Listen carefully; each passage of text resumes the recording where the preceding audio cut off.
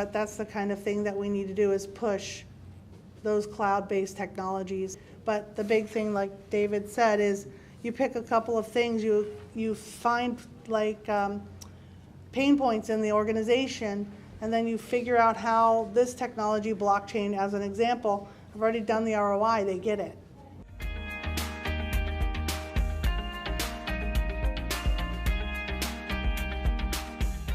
And I always thought with, when we're having conversations with customers, trying to understand, okay, what problem are you really trying to solve, right? So in that situation, we're trying to understand, what problem are you trying to solve?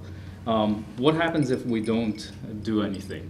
If we stay as is today, is there any risk for staying as is? Mm-hmm. And if there's no risk, what's the value really in moving in the cloud? Why are we having this conversation, right? Understand who our business users are, who's our, the end users that you're trying to connect with. Understand kind of like the timelines that we're dealing with to move into the cloud, and then just get a better understanding of all of the different connection points, because you might be looking at one particular application that you're going to move into the cloud, but you don't realize when you lift underneath the hood, it has spiderweb connectivity to everything else within there. So try and understand, all encompassing, when I look at this cup, what else surrounds this that I need to move into the cloud. So.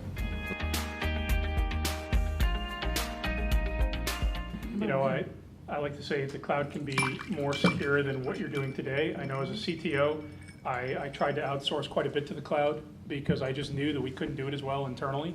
We just couldn't. We had audits, we ran vulnerability scans, we did lots of reviews, and we just knew that it would take us so long to do it internally. And it would take forklift upgrades.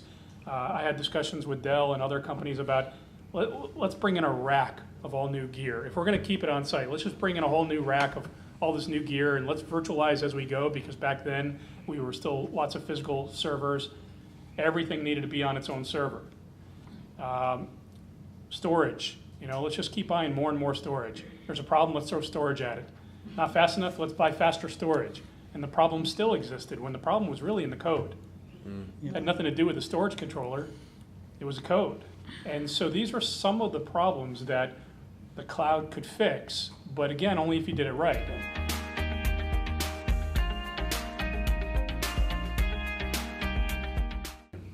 And that all comes down to what I'll call pain points, right? What are the pain points?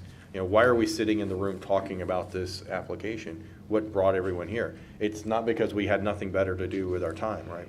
There's a reason why we're wanting to have this conversation in this room, and in this hypothetical thing, why there's a group of people coming together. And everyone needs to be reminded at the very beginning, like, what brought us to the table to have this conversation and focus on those things to solve.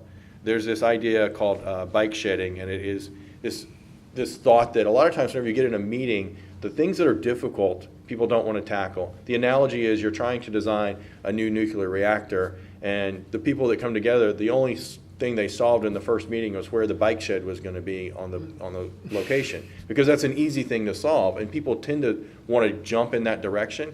But just keep it focused on what is the really important hard problem that you're trying to solve. Is the cloud the right thing to solve that hard problem? Maybe the answer is yes. I mean, there certainly are advantages to going simple. Build your bike shed in the cloud first, if that's the easy thing to do, but don't lose sight of what you're really trying to accomplish. And what you're really trying to accomplish with an organization is to get the best advantage of the cloud over just the simple things to do. And there's a lot of advantage of the cloud. I think we started to unpack some of that today, but I think whenever we start hearing your questions, we'll get a little more of the specifics.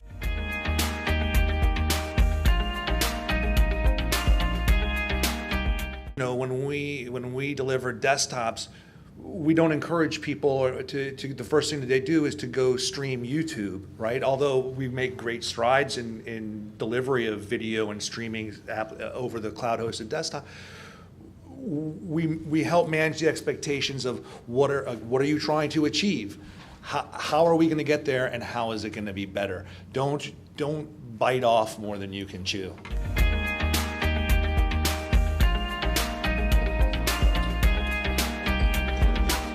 Today's conversation went pretty well, especially with Dave Levy.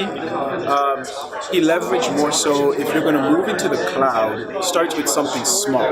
So start with an operation that can easily be transitioned to the cloud.